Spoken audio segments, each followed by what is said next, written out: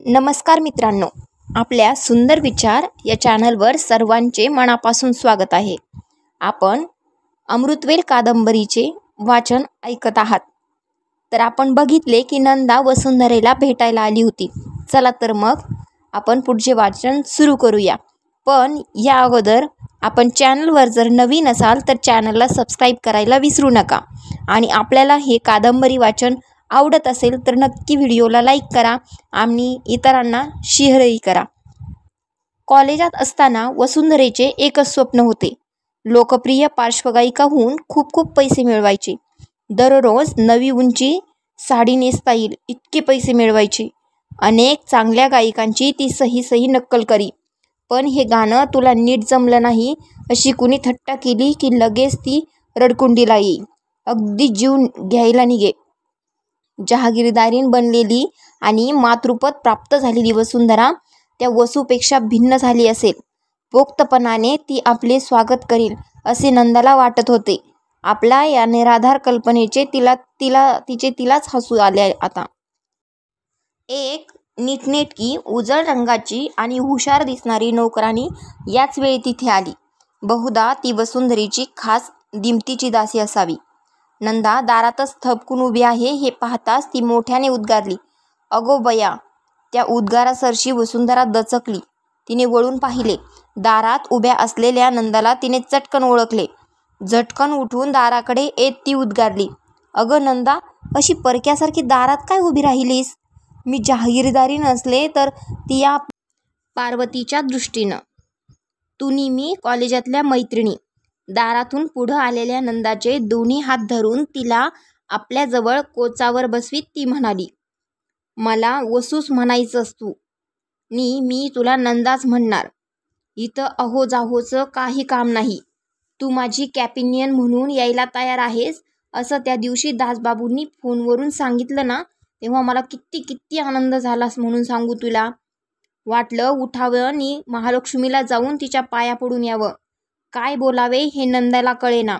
वसुंधरेच्या बोलण्यातल्या अतिशयोक्तीमुळे ती गोंधळून गेली होती. ती काहीच बोलत नाही असे पाहून वसुंधरा तिचा खांदा हलवीत म्हणाली, "तू कशाला बाई बोलशील माझ्याबरोबर? कॉलेजात तू होतीस स्कॉलर, आम्ही होतो ढ." लगेच नंदाचे तोंड दोन्ही हातांनी आपल्याकडे फिरवून ती उद्गारली, "कॉलेजात दिसत होतीस तशीच आहेस की ग अजून? कोवळेपणा टिकवण्याची काही किमया पैदा केली आहेस वाटतं. मला शिकव ना ती." "काहीतरी बोलले पाहिजे म्हणून," नंदा म्हणाली. "तू तर चांगली जहागीरदारीण होऊन बसली आहेस. गोड गळा दिलाय देवानं तुला. जन्मभर कोवळेपण टिकवशील तू आपलं." नंदा हे बोलली खरी, पण वसुंधरेच्या मुद्रेकडे निरखून पाहिल्यावर तिला काहीतरी चुकल्यासारखे वाटले. वसू अंगाने थोडी भरली होती, त्यामुळे तिचे देखणे रूप अधिकच खुलून दिसत होते. पण एखाद्या प्रतिभावंत शिल्पकाराने केलेल्या अप्सरेच्या आंधळ्या पुतळ्याचा भास होत होता तिला पाहून. कॉलेजात असताना तिच्या डोळ्यात चैतन्य कसे सळसळायचे. तिचे डोळे म्हणजे 2 शुक्राच्या चांदण्या वाटायच्या. "ओ सजना" सारखे गाणे ती म्हणू लागली की त्या डोळ्यातून फुलपाखरे नाचत बाहेर पडायची. नंदाने तिच्याकडे पुन्हा पाहिले. तिचे मन चुकचुकत विचारित होते, त्या शुक्राच्या चांदण्या केव्हा मावळल्या? ती फुलपाखरं कुठं गेली? वसूविषयीच्या अनामिक करुणेने नंदाचे मन भरून गेले. वसूच्या हाताचा विचित्र ओलसरपणा नंदाला सारखा जाणवत राहिला. मुंबईची हवा अशीच असते असे म्हणून तिने आपल्या मनाचे समाधान करण्याचा प्रयत्न केला. वसू चिंतायुक्त स्वरात तिला सांगत होती, 2-3 महिने झाले बघ. मधुरेला एकदम फिट्स यायला लागल्या. खूप उपाय केले विलासपुरात, पण काही केल्या गुण येईना. म्हणून इथं घेऊन आले तिला. बड्या डॉक्टरांना दाखवलं. त्यांनी सांगितलेली सारी औषधं दिली. आता बरं आहे तिचं. पण माझं मन काही अजून थाऱ्यावर येत नाही बाई. वाटलं परत जाताना एक चांगली मावशी घेऊन जावं मधुरेसाठी. म्हणजे आपल्याला सोबत होईल नि बेबीलाही एकटं वाटणार नाही. सख्या बहिणीसारखी कुणीतरी हवी होती मला. जी कुणी ओळखीची भेटेल त्याला सांगत होते मी. परवा मधूसाठी एक छोटं कुष्टीचं पुस्तक आणलं. ती होती शकुंतलेची गोष्ट. दासबाबूंची आठवण झाली एकदम मला. शकुंतला म्हणायचे ते. बोलता वसुंधरा थांबली. एखादा अर्धवट सूर वाऱ्यावर विरून जावा तशी. समोरच्या त्या भल्या मोठ्या बाहुलीकडे मोठ्या मायेने पाहत ती गुणगुणू लागली, नैना बरसे रिमझिम रिमझिम. नंदाला थोडे चमत्कारिक वाटले. मधुरा तर कुठेच दिसत नव्हती. इतक्यात पार्वती चहाचा ट्रे घेऊन आत आली. चहा करून तो पेल्यात ओतता ओतता ती म्हणाली, वहिनीसाब, गावासनी जायला कवा निघायचं? बाहुलीवरली नजर पार्वतीकडे वळून वसुंधरा म्हणाली, का ग? गंगारामाची आठवण होते वाटतं सारखी. पार्वती लाजली. खाली मान घालून पाहू लागली. वसुंधरा नंदाकडे वळून म्हणाली, आमची पार्वती मोठी हुशार आहे हं. अगदी जीव लावून माझनी मधूचं सार करते ही. पण खुदकन हसत ती पुढे उद्गारली, लग्न झालं हिचं 4 महिन्यांपूर्वी गंगारामाशी, देवदत्तांच्या ड्रायव्हरशी. नंदानं विचारलं, देवदत्त? देवदत्त कोण? वसुंधरा उत्तरली, अगं हो, सारस मुसळकेरात. तिकडच्या ड्रायव्हरशी असं म्हणायला हवं नाही का? पण मी आपली देवदत्तच म्हणते त्यांना. फार मोठी लायब्ररी आहे ह त्यांची. तुझ्यासारख्या विदुषीची काही अडचण होणार नाही विलासपुरात. शिवाय जवळच चंदनगड म्हणून एक जुना किल्ला असलेलं गाव आहे. चांगलं हवेचं ठिकाण आहे. तिथं सुंदर बंगला आहे आमचा. अगदी मजेत दिवस जातील तुझे. पार्वती बाहेर जाऊ लागली. तेव्हा काही आठवल्यासारखे करीत वसुंधरा म्हणाली, अगं मधू कुठं आहे? बघ तिला म्हणावं. मावशी आली तुझी, नंदा मावशी. चहा घेता घेता नंदा मनात म्हणत होती, मुलीच्या दुखण्यानं फारच हळवी झालेली दिसते वसू. आपण तिच्याबरोबर 4-6 महिने राहिलो तर तिला हे बरं वाटेल. तिचं मन स्थिर होईल. निदान वसूसाठी तरी आपल्याला विलासपूरला जायला हवं. मधुरेची किलबिल बाहेरून ऐकू येऊ लागली.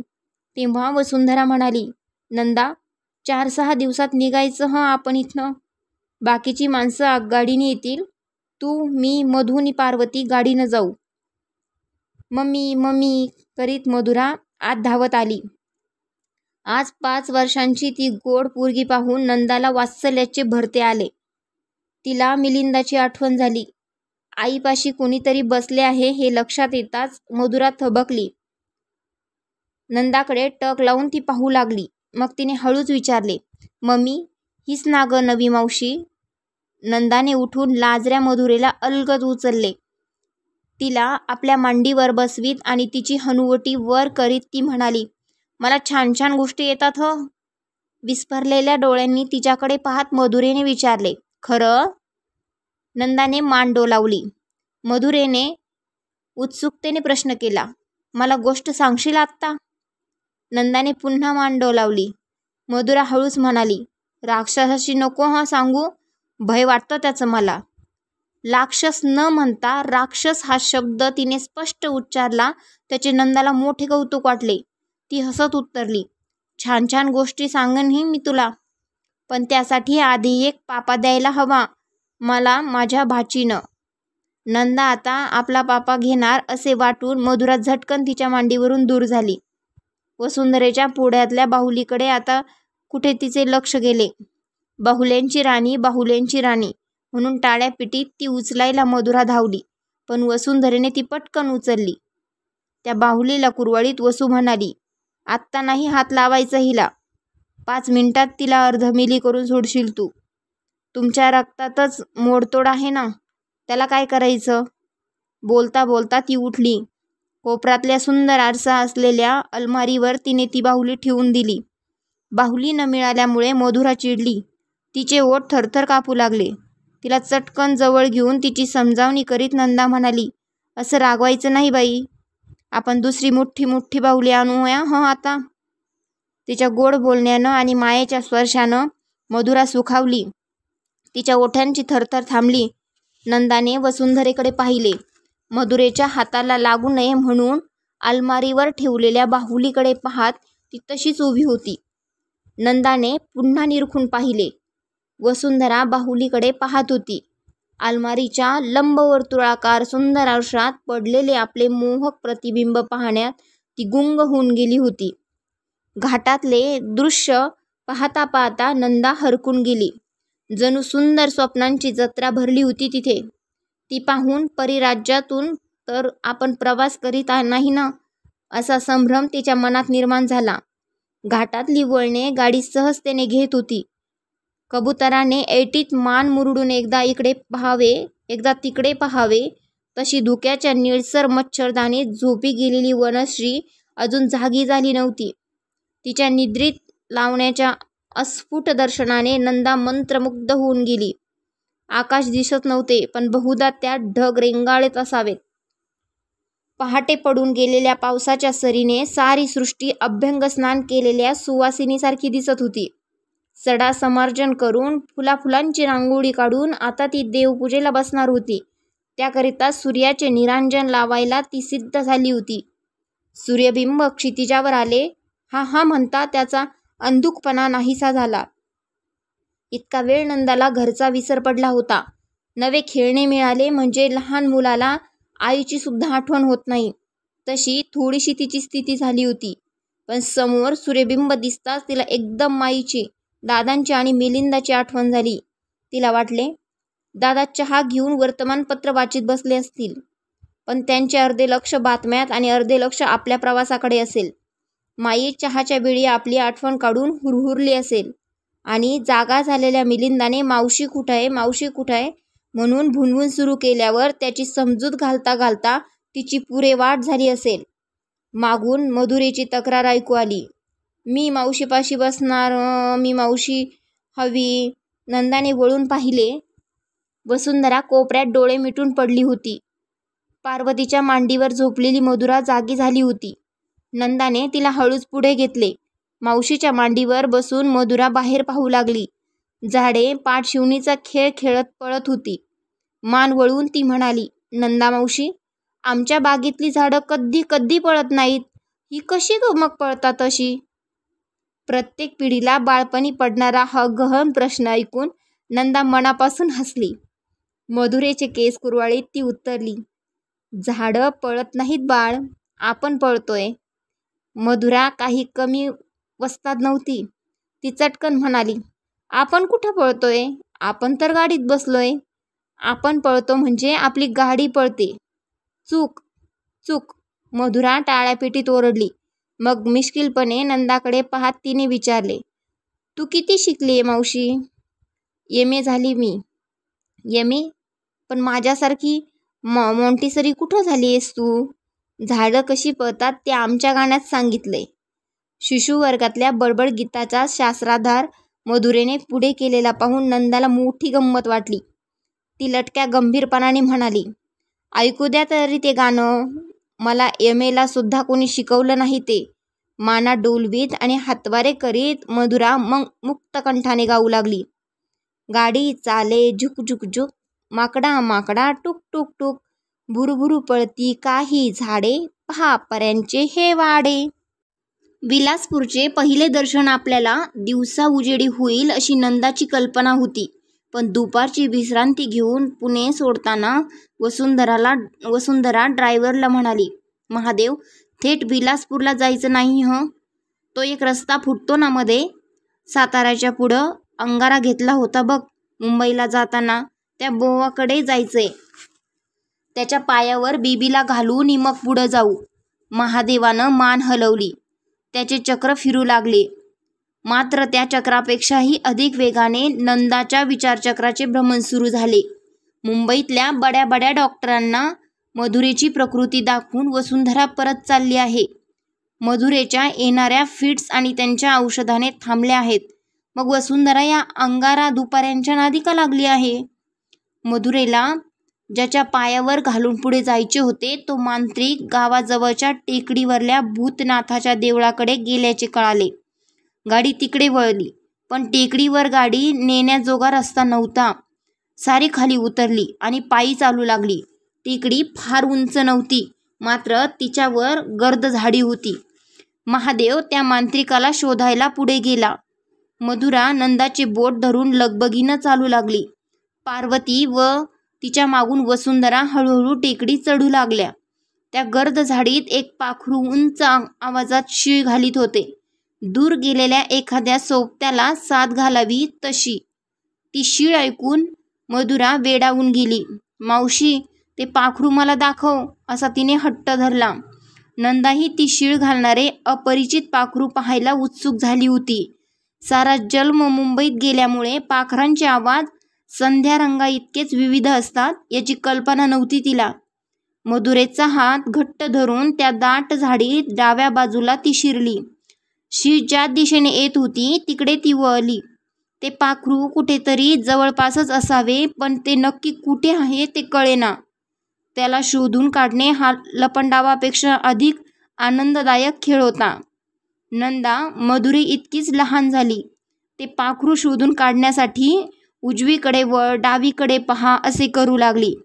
आता शीळ फार जवळून ऐकू येत होती. आनंदाच्या भरात मधुरेने नंदाच्या हातातून आपला हात सोडवून घेतला. ती पुढे धावली. याच वेळी बंदुकीचा नेम धरून सैनिकासारखा दिसणारा एक मनुष्य झाडीतून पुढे आला. त्याच्या हातातली बंदूक पाहताच मधुरा एकदम किंचाळली. आई! थरथर कापत ती खाली कोसळली. डोळ्यांचे पाते लवते न लवते तोच हे सारे घडले. असे काहीतरी होईल याची नंदाला कल्पनाही नव्हती.